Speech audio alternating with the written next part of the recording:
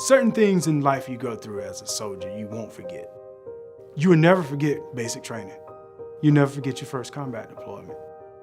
And the things we went through here as a group, it's just one of those things you can't forget because it's life-changing.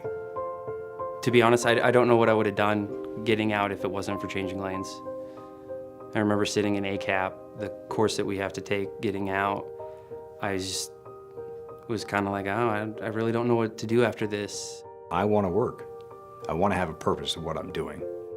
For Caliber to offer us a job and give us the tools to be successful when we get out, it is a no-brainer. It's an easy transition when you know you're going to be going through an apprenticeship program. You know you're going to be still getting paid while you're going through the program, and you're going to transition out and have a potential high-earning job. You don't have to know anything about body repair at all, and you will have a basic knowledge to go out there and go to a center and be successful. Caliber is the only one that's doing that. That's giving you the tools where you can go day one when you show up to your center and work.